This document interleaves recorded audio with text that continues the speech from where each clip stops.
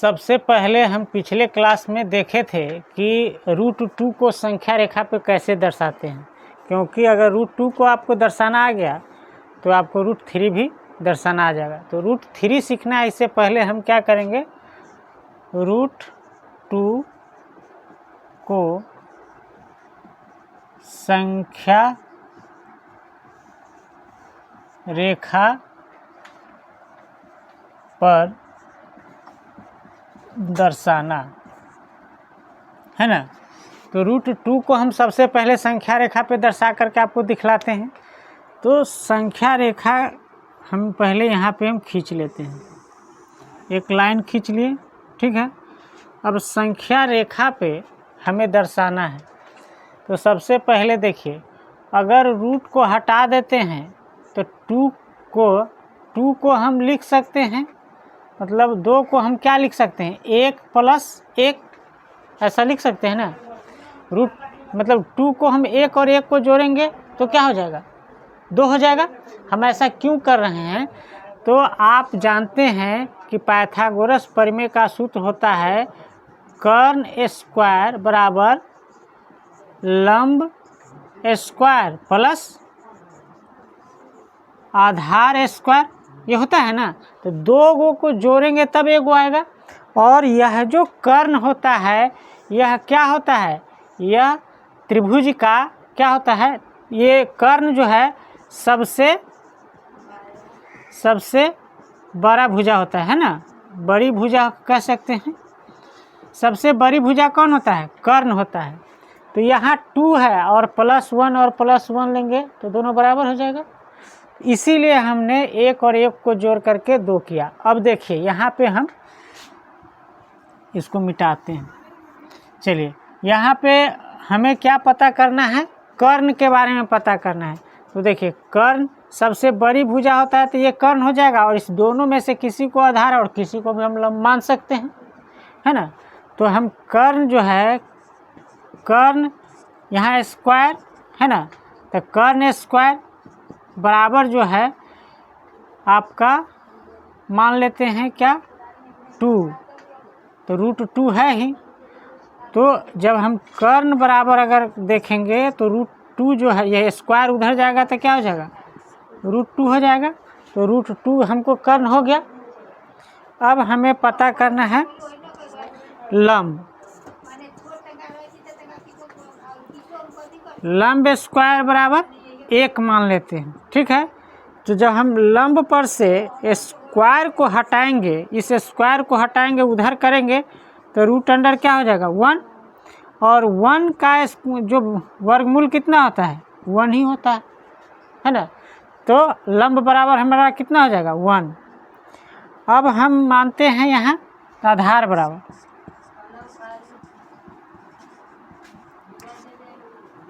आधार square बराबर कितना है, तो यहाँ पे 1 है, तो 1 को हम कर्ण लंब मान लिए और दूसरा को आधार। तो आधार हम 1 मान लिए, और आधार पर से हम स्क्वायर को हटाएंगे तो आधार बराबर क्या हो जाएगा, आधार बराबर 1 पे चढ़ जाएगा रूट, और √1 का वैल्यू कितना होता है, 1 ही होता है। ऐसा समझ में आ गया। तो हमें क्या प्राप्त हुआ, कर्ण बराबर √2 और लंब बराबर 1 और आधार बराबर भी 1 प्राप्त हुआ। अब हमें इस फार्मूला के आधार पे ऐसे ही हो जाएगा। अब हमें इसको संख्या रेखा पे दर्शाना है। तो इतना आप जान गए, तो इस √2 को हम संख्या रेखा पे दर्शाते हैं। इसको नोट कर लीजिए, है ना। इसका मान हम यहाँ आपको लिख दे रहे हैं ताकि आपको बनाएंगे जब समझ में आएगा। यहाँ कर्ण बराबर जो आपका कितना आया है, √2, ठीक है। लंब बराबर कितना आया है, 1, और आधार बराबर कितना आया है, वह भी आपका 1 आया है, ठीक है। इसको पिछले क्लास में आप देख चुके हैं, तो इसको हम मिटा दे रहे हैं। अब देखिए, हमें √2 को हम संख्या रेखा पे दर्शाते हैं। देखिए, यहाँ पे हम एक संख्या मतलब नंबर लाइन खींच लिए, संख्या रेखा, बीच में क्या होगा, 0 शून्य होगा ना। अब हमें क्या करना है, हमें लंब आधार कितना लेना है, 1 सेंटीमीटर। आधार कितना लेना है, 1 सेंटीमीटर।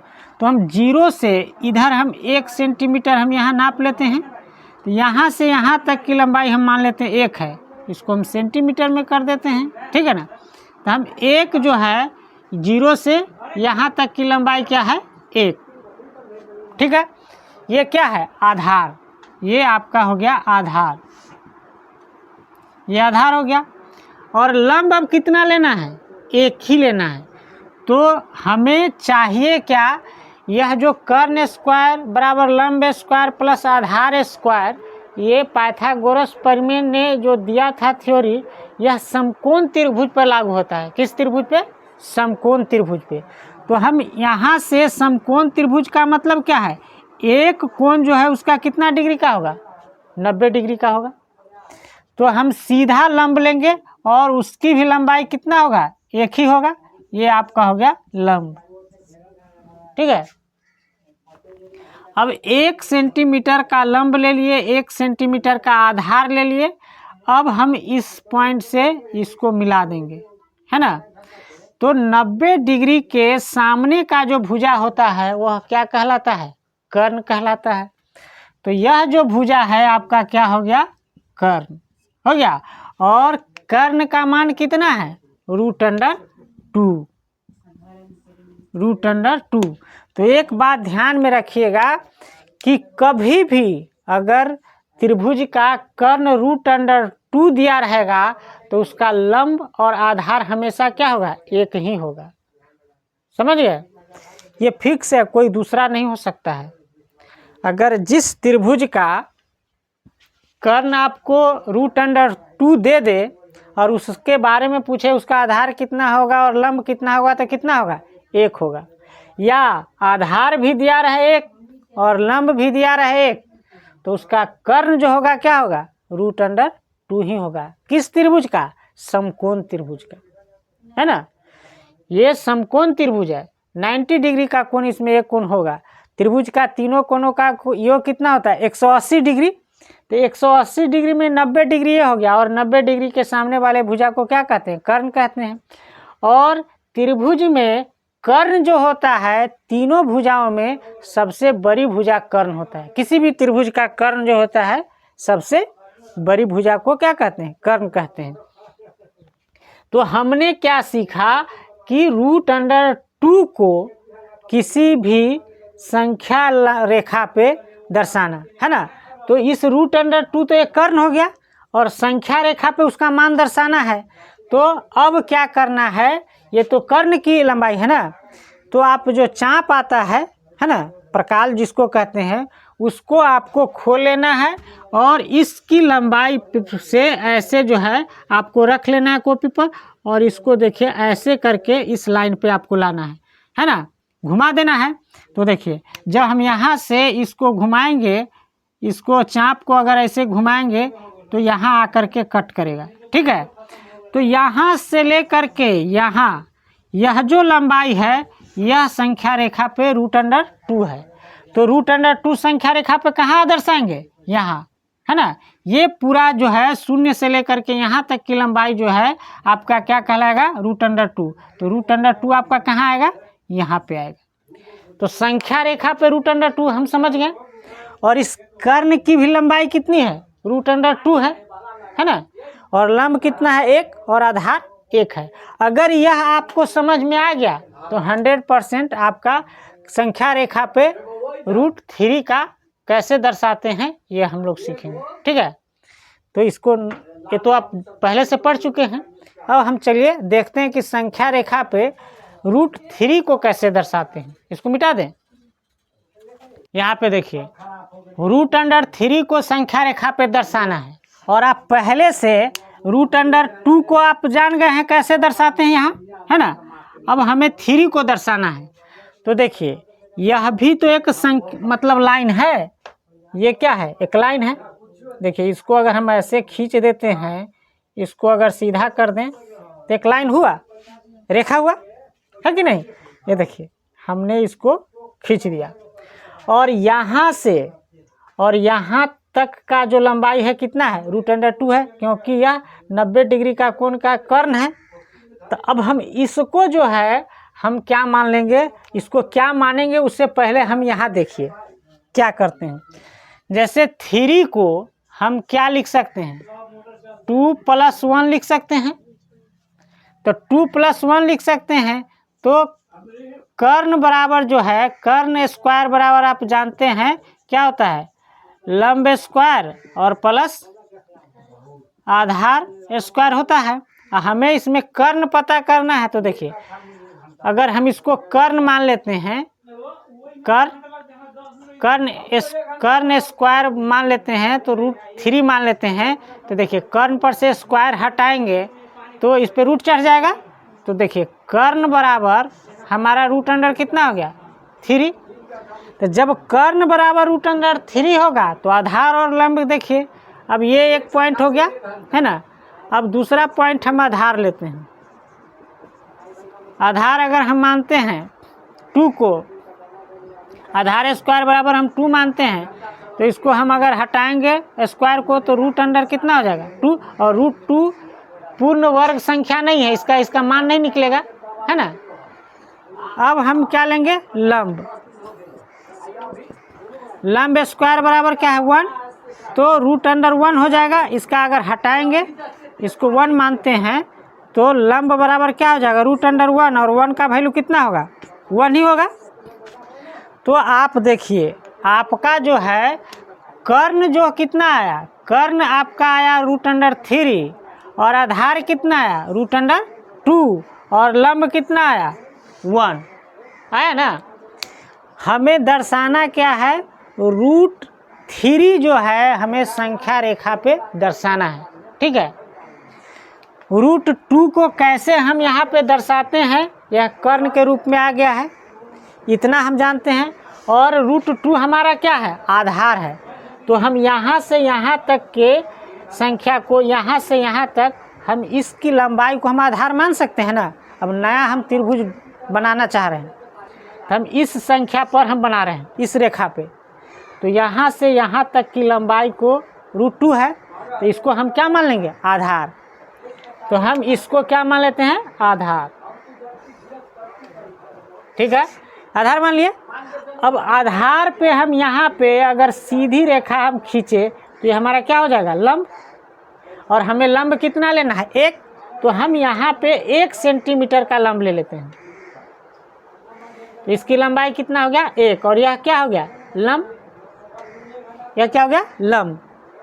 अब देखिए यहाँ और यहाँ को मिला दीजिए, यह जो है, तो इसका वैल्यू क्या हो जाएगा, √3। क्योंकि जिस भी त्रिभुज का आधार √2 होगा और उसका लंब 1 होगा, उसका कर्ण कितना होगा, 3, √3। यही ना सिद्ध किए हैं यहाँ पे। इसका कर्ण कितना है, 3, √3 है ना। जिसका आधार कितना है, √2 और जिसका लंब कितना है, 1। तो इसका आधार √2 है, इसी आधार पे हम त्रिभुज को हम ड्रॉ किए हैं। और 1 जो है क्या है, इसका लंब है, और इसको मिला दिए तो यह क्या हो गया, कर्ण हो गया। ये आपका क्या हो गया, कर्ण, इस त्रिभुज का कर्ण हो गया। तो कर्ण की लंबाई √3 हो गया, ठीक है। अब जो है संख्या रेखा पे आपको दर्शाना है, तो अब क्या करेंगे, चाप को हम कहाँ से खोलेंगे, यहाँ √3 को पूरा खोलेंगे कॉपी पे, और इसको जो है ऐसे हमें घुमाना पड़ेगा, यहाँ घुमा करके आएगा, ठीक है। तो यहाँ जो है आपका आएगा, तो यह जो लंबाई होगा, इस √2 को हटा दे रहे हैं, है ना, यहाँ पे इसको मिटा दीजिए। तो यहाँ पे जो आपका जो है, ये जो आपका यहाँ से यहाँ तक की लंबाई होगा, √अंडर कितना होगा, 3। इसकी लंबाई कितना होगा, √3। तो संख्या रेखा पे √3 यहाँ आएगा कि नहीं। तो इस तरह से √3 को संख्या रेखा पे दर्शाना हम लोगों ने सीखा, ठीक है। अगर नहीं समझ में आया तो एक बार वीडियो को फिर से रिपीट करके देख लीजिएगा, ठीक है। चलिए इसको नोट कीजिए। यहाँ देखिए क्वेश्चन नंबर 3 कह रहा है कि दिखाइए कि संख्या रेखा पर √5 को किस प्रकार निरूपित किया जाता है। तो ये √5 को हमको संख्या रेखा पे दर्शाना है।